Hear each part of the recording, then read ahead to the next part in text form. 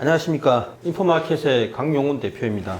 오늘은 못 오른 종목 3 한라 IMS 하겠습니다. 2007년에 코스닥 시장이 상장된 이후로 별달리 주가가 재미가 없었어요. 2016년에 한번 크게 솟은 다음에 지금 벌써 6년 7년째 행보하고 있는 그런 종목인데, 조선 기자재 업체입니다. 초음파 센서를 이용해서 수익의 레벨 미터를 생산하는데, 이게 좀 설명하면 복잡하지만 한마디로 유류 계측 장치입니다. 이게 선박에 기름 탱크도 있고 물 탱크도 있을 거 아니에요. 요거를 적어도 이 유류 계측 장비가 레벨 미터가 거의 2개 내지는 10개씩 들어간다고 합니다. 이 분야 국내 시장 점유율 1위거든요. 이 기술을 바탕으로 해서 VRC 선박용 탱크 모니터링 시스템, 요 시장에도 진출을 했습니다. 미국 에머슨이 독점을 해온 건데, 서서히 이 회사도 여기 진출해서 국내에 조선 업체를 대상으로 영업을 하고 있습니다.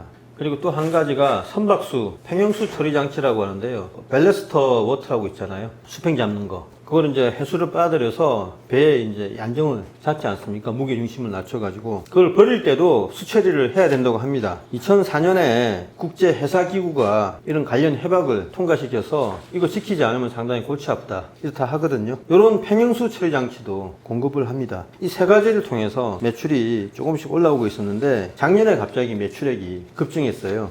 작년 매출액이 986억이었는데 전년 21년 매출액이 565억이었기 때문에 거의 2배 가까이 늘어난 거죠. 전년 영업이익이 불과 2억 원이었는데 작년에 드디어 영업이익이 88억을 달성했습니다. 올해 매출액이 창사 이래 처음으로 1000억 원을 넘어설 것 같거든요. 이 회사는 최근에 이런 부차적인 문제보다도 거액의 자산 매각으로 유명해졌어요. 21년에 2월에 광양 율촌산업단지에 19만 3천 평 규모의 조선소 부지를 인수했었는데, 지난 7월 3일 날 어떤 일이 있었냐, 무려 1230억 원에 포스코 홀딩스, 포스코 퓨처엠, 포스코 리튬 솔루션 연합에 매각을 했습니다. 이게 원래 매입 원가가 521억이었기 때문에 거의 2년 만에 700억 원을 남기는 대박을 터뜨렸습니다. 이게 이제 판 이유는 뭐냐면, 이 회사 부채 비율이 좀 높고 단기 유동성이 약간 막혀 있었거든요. 그거 해결하려고 왕큐에 판 건데, 이 회사 시총이 1280억이니까 매각 대금하고 별 차이가 안 나잖아요. 그래서 정말 대단한 빅딜이고, 오늘의 스포트라이트는 포스코 그룹에 집중이 됐죠. 포스코 그룹이 여기에 양극재 산업단지를 만든다고 한 게 더 뉴스가 됐으니까. 그런데 한라 IMS도 조용히 실익을 챙겼습니다. 실적을 보면요, 이 회사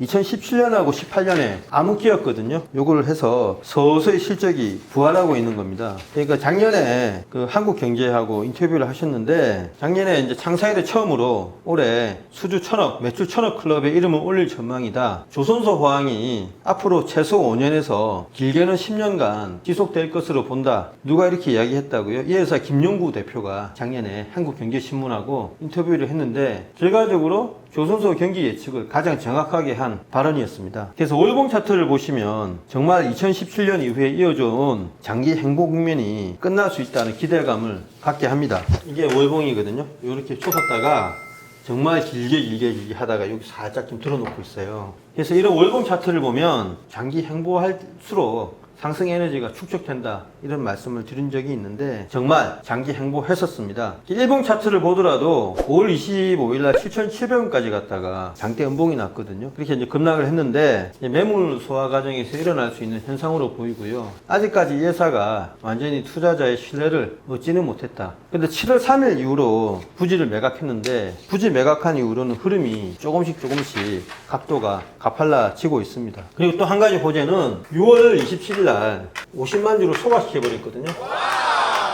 자사주 소각을 해서 상장 주식수가 1761만 주로 줄어들었습니다. 이게 이제 사실은 7월 3일날 부지 매각을 했기 때문에, 자사주 소각은 사실 비용 아닌 비용이 들잖아요. 그걸 팔면 돈이 되는 건데 소각시켜버린 거니까 아마 회사 측에서는 힌트를 준 것일 수도 있습니다. 우리가 자금이 들어오니 이 자사주 매입 소각을 한다, 이걸 이제 미리 알려준 건데, 이 돈 가지고 앞으로도 주가 관리를 할 것 같거든요. 추가적인 자사주 매입 소각 기대감도 시장에서 확산이 되고 있습니다. 이제 밴드 차트를 보면요, PER하고 PBR이 상반된 흐름인데, PER을 보면 아직까지 좀 더 상승할 수 있는 여력이 있어요. 왜냐하면 역사적 고점이 아직 도달하지 못했는데, PBR 밴드 차트는 상단을 뚫고 날아가고 있거든요. 근데 이게 아마 3분기 말에 이제 이 분기 공시에 분기 재무제표에 나오겠죠. 매각 차익이 들어왔기 때문에 PBR이 확 낮아질 겁니다. 그래서 표값뿐만 아니고 PBR로 낮아지는 것이어서 투자자들의 평가가 더욱 긍정적으로 선회할 가능성이 있습니다. 결과적으로 토지 매각 차익하고요, 조선업 포항하고 기술력 축적에 따른 지배력 강화, 이제 시장에 대한 지배력 강화 말씀드리는 거예요. 이 3박자가 어우러져서 시총이 낮은 이 회사의 주가가